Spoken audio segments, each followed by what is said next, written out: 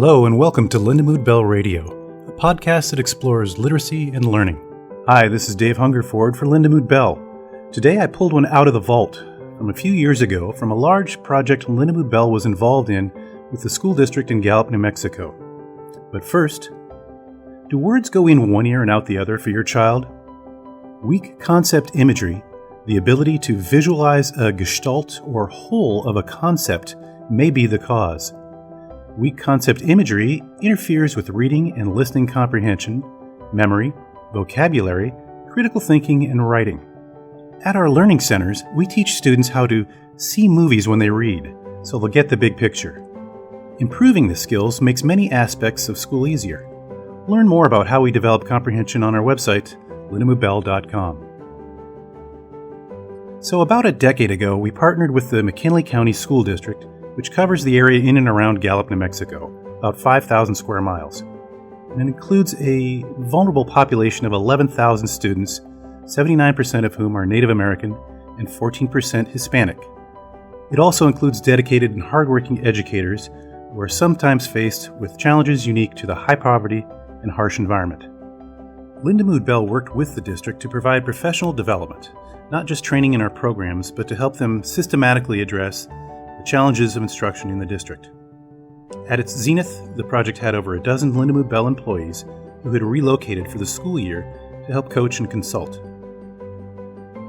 Now, the technology allows us to more easily serve remote areas, but back in the day, I had a conversation with the then principal of Twin Lakes Elementary School. Mark, tell us about the Twin Lakes area, if you would.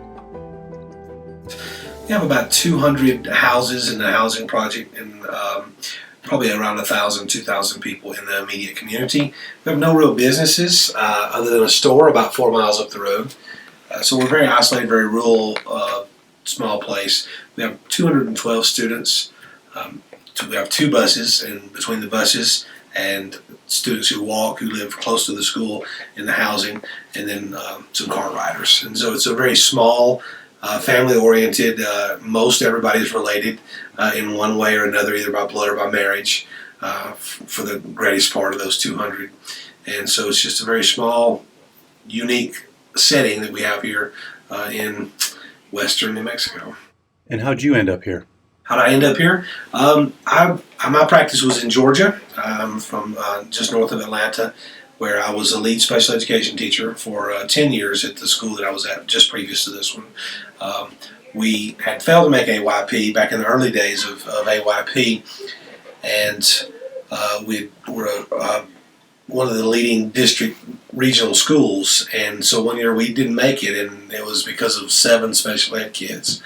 So we had to begin a journey there to help those 7 special ed kids who didn't make it in math, because all of the other kids in the school were meeting standards for 2013, and this was in 2004.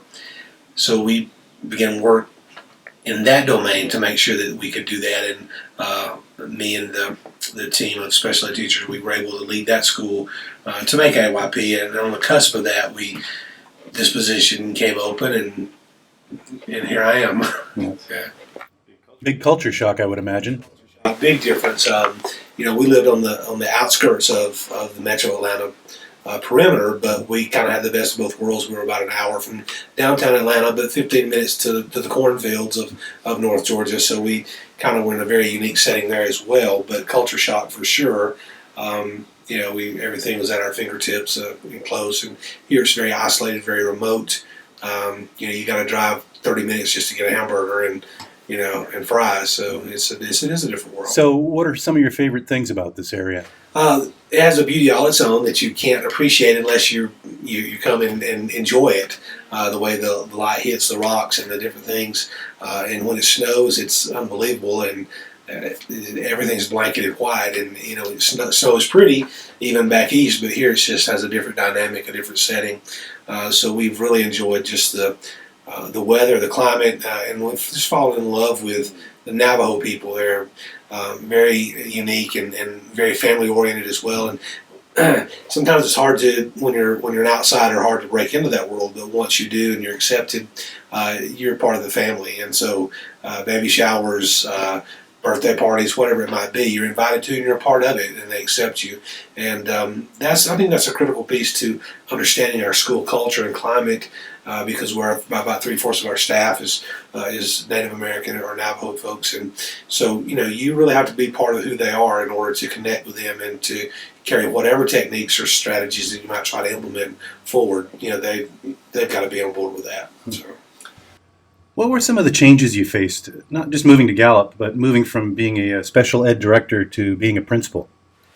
Not too many, not too much difference between what I was doing as a lead special ed teacher. I was teaching classes and coordinating all the PR and all the intake and all the paperwork that goes along with that with a large school of about 950 kids, and we had about 8 special ed staff that I wasn't their supervisor, but I was their leader. I was kind of over, how the scheduling went, those kind of things. So a lot of the things that I do here, I already had experience with because we had about 100, 200 special ed kids in our program there, and this is a small school. We only have 212 kids, so I had as many special ed kids to schedule as we do here, almost in total population. So those administrative parts were wasn't that big a leap. It was different. I mean, it was a different set because you're dealing with more parents and with more community than what I was, but it wasn't too far off from what I was doing administratively already, because a lot of the things that we have implemented here and changed to do are similar to some of the techniques we would use in special education with kids that weren't understanding concepts and things like that. Our students here, a large percentage of them, somewhere around 70%, are classified as ELL, and so they have a lot of similar problems as kids that we would deal with who would be learning disabled, because they're kind of in the same boat of they're not getting to where they need to be for whatever reason in reading and math, and need some other kind of support. They need a different way of learning it, or something more than just open the book and let's go with what the text has. You inherited a project that was already in place, working with Lindamood-Bell in the district. Had you been exposed to Lindamood-Bell previously? I had only heard of Lindamood-Bell in our special ed program back in Georgia. Our special ed director, had recommended that we get trained in Lindamood-Bell. We had not actually gone through with that at that point. So I had heard of Lindamood-Bell, but I was not familiar with the intricacies of it. And I did inherit it second year that was implemented here, and we went through some staff that were resistant to trying to implement it, through those phases of things because it was different. And Lindamood-Bell, I think, originally was not intended to be a school-wide model. As I understand it, was a clinical situation, and so getting that to fit into the toolbox of a teacher who's not specialized in that was a challenge. So, what does the instructional model look like at your school? Well, we do a school-wide, it's called a school-wide model, which means every classroom does Lindamood-Bell for a designated amount of time each day. Then, in addition to that, we pull students, and I guess you're familiar with the Tier 3 model of instruction, so we pull kids from that time as well to provide them Tier 2 services in a smaller group. This year, we served 49 kids in that model.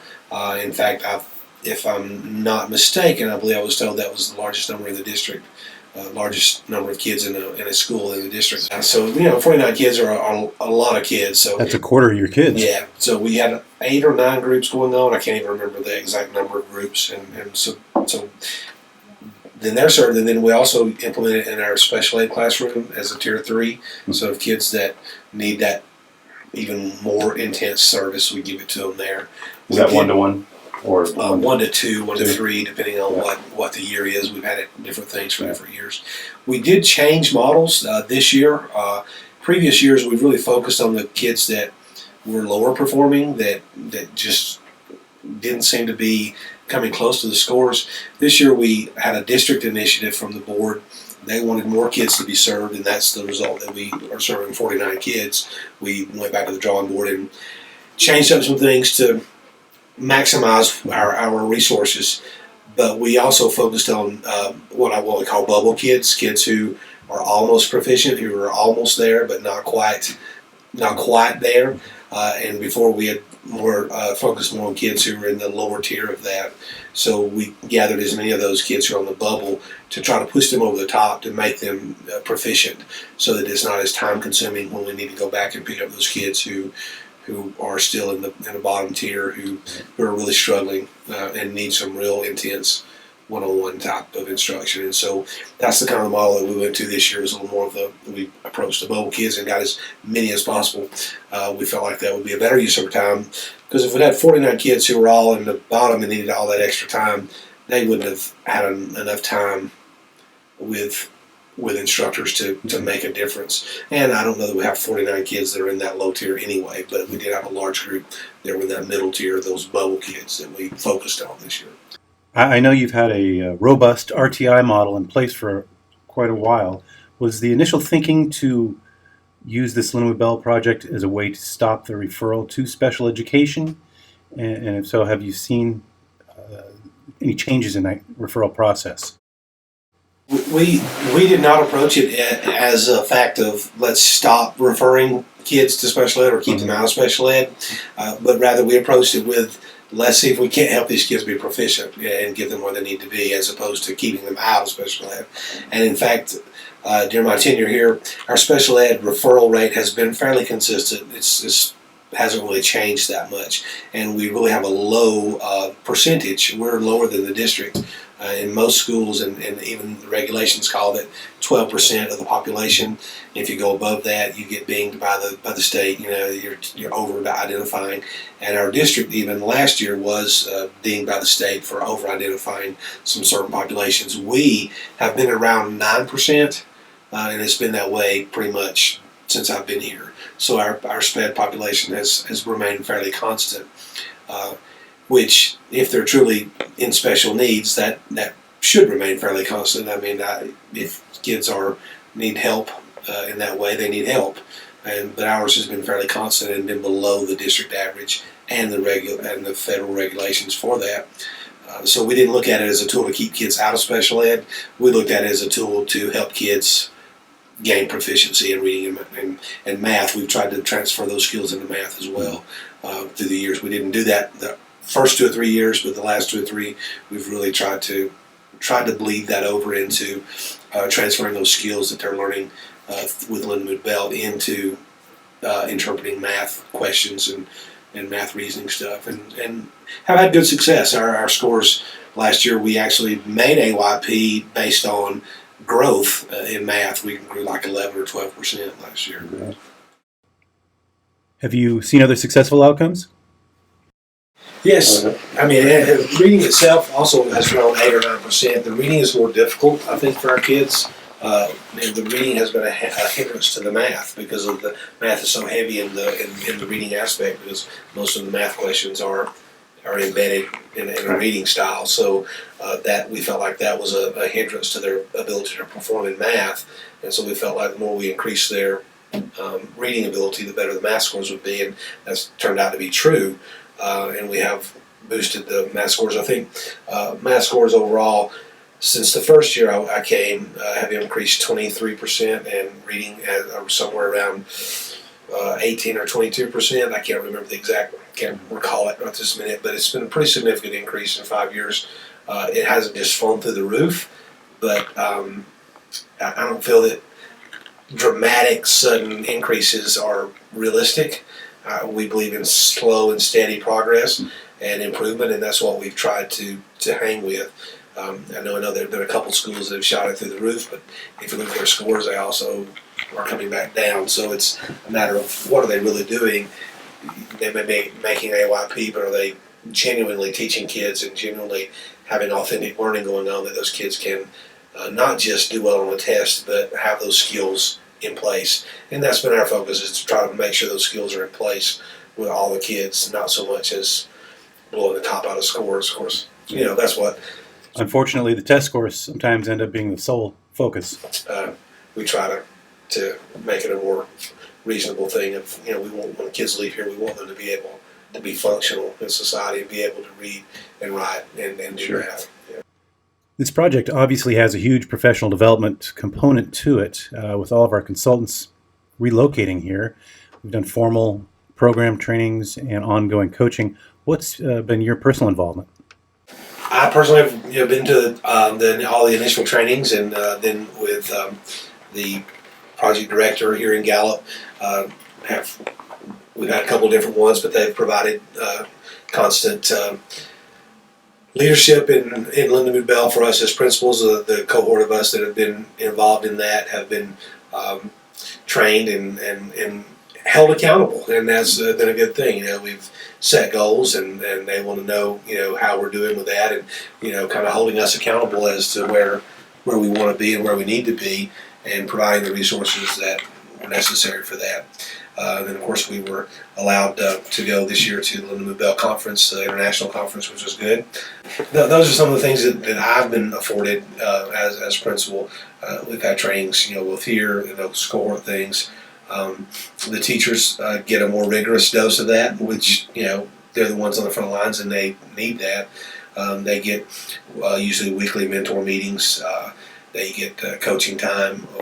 The consultant will go in and pace lessons and make sure the lesson plans are appropriate.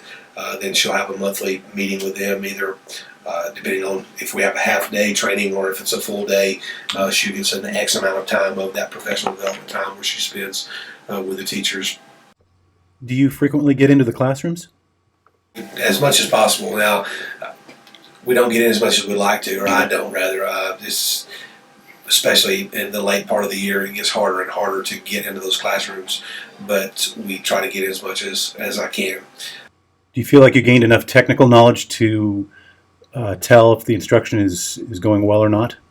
Yes, I'm definitely not as proficient as my teachers are in delivering those services, but I feel fairly confident in knowing what I need to be seeing when I go in the classroom and with the language of the process.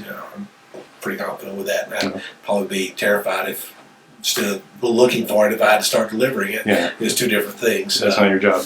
Exactly. It used to be, but not anymore.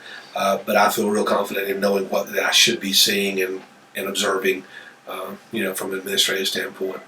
Lindamood-Bell has done a good job between the project manager and the consultant of making sure that I know what I'm looking at when I see it. The consultant does a good job of keeping me updated on which teachers that she feels are getting it done, when she goes in and paces and sees what's happening, or which ones I need to provide more support to, and those kind of things. So been very supportive. And 2 of the 6 years that I've been with the program, this year and the first year that I was here, we had full-time consultants, and that really made a big difference. It was a huge difference, especially with my staff. Having that person to be a part of our daily routine made a huge difference. And anytime anybody can afford that and it be part of what they're doing, it definitely, I think, has made a difference. The first year I was here, the consultant we had that year was, that was well received by the staff. Did a great job. Kept things going, and probably was the reason I understood as much as I did about the program. And then we had several years where we didn't have a full-time person, and those were just rockier times. Not that the services provided were bad, it was just that the consistency of having that day in and day out definitely makes a huge difference. This year we didn't have the entire year, but we did change gears in late fall, and so we've had for most of the school year a full-time consultant, and it's made a huge difference in what our kids have been able to do. She's been able to be right there with the kids. She's both provided professional development and instructional services, both, and it's really been good, and our kids have benefited from that, and I've really valued having her be a part of our staff. I mean, she's not on our payroll, but she is part of our staff and has contributed to the benefit of our kids in tremendous ways. Do you think that she helps the teachers become more independent, or is she kind of just a crutch for them to? No. Now some of them would allow her to be a crutch if we didn't monitor that.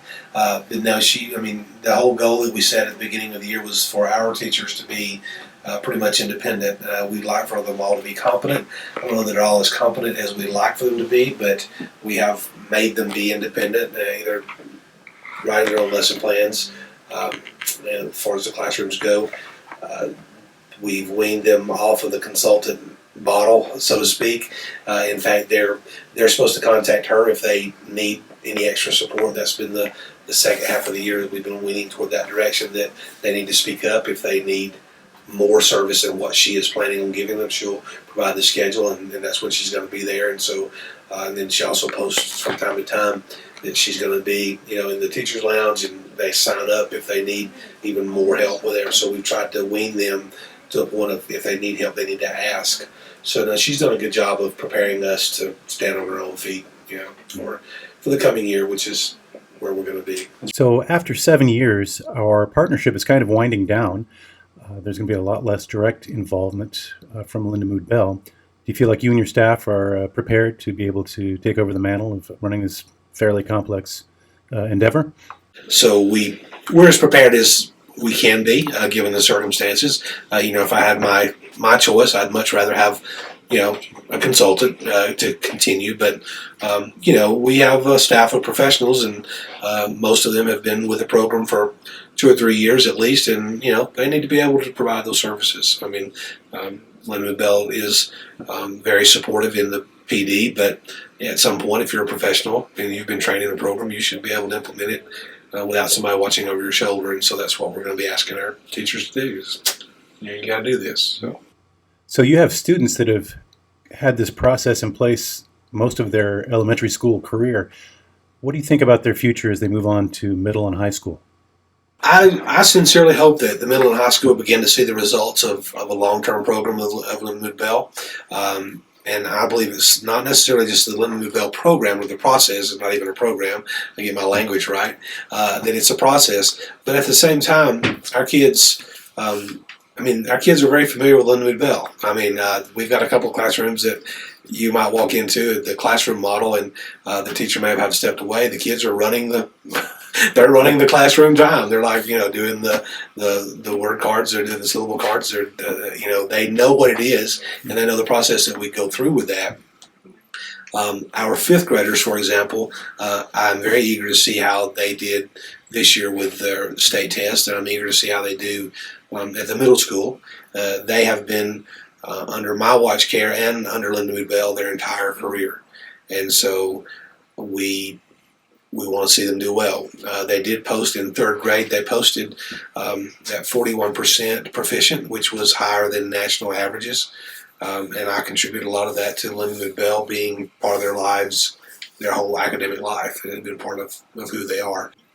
So we've seen great improvement with those kids and some individuals who, especially this year, we've had individuals. In fact, I'll share one parent story. I had one parent a couple years ago was sitting right here in my office, and we were having a conversation about his son, and he said he's a lot like me. He said I can't read, and he can't read, and this child was like in second grade, and so we've had him in small group. We've had him in everything that we could provide for him and try to redirect that. And so about a month and a half ago, we had a reader's theater, for lack of a better term, I'm not sure what they labeled it, where Leah brought invited families, the consultant, Lindamood-Bell consultant, invited families in after school and for their children to read to them. And so this child was one of them, and he was just reading away and doing a great job. And so that was a success story where my dad, he was there. He was very proud. And 2 years ago, he told me, basically what he said was he didn't think his son would ever be able to read. He thought he'd be a non-reader. And so he's sitting in front of 15, 20 people reading out loud in a public place. And so it was pretty awesome. Yeah, pretty cool. How would you summarize overall the effect that this partnership has had on the district? I would just say that, of course, that there's no magic bullet. That if anybody thinks there's a magic bullet out there to fix education, I wish they would produce it. We all do. That there's not a magic bullet, and it is the people that make the difference. And that Lindamood-Bell will work if people work the program, if people work the process, and that we definitely have had success with it. But that if you have people on board with what you're doing, and they do what they're supposed to do and implement the program the way it's supposed to be implemented, they'll be successful. And but you got to be patient with it. And we knew that up front, and there was talk of ditching it even the second year that we were here. That I was here, there was a great bit of controversy over what schools would keep it and what would ditch it or whatever. And some people just didn't want to have anything to do with it. And my commitment was, you can jump from program to program that really some people that make the difference. And so if you implement the program correctly and people are doing what they're supposed to do, it'll be effective. And so I think selling it as a leader is the important thing, is saying it doesn't matter what the program is, it matters what you do with it. And I don't think Lindamood-Bell is an exception to that. It does work, it's proven to work, but you've got to be bought into it and work the program or the process. Mm-hmm. And, I say program, I know that's a bad word, so for lack of a better term, I'm supposed to be saying process, because it is a process. And we've seen that. And one more success story tied into that is that when you really get to the component and you move from the component of decoding and into visualizing and verbalizing, and you apply that to content, it's really a dynamic and great tool for the classroom.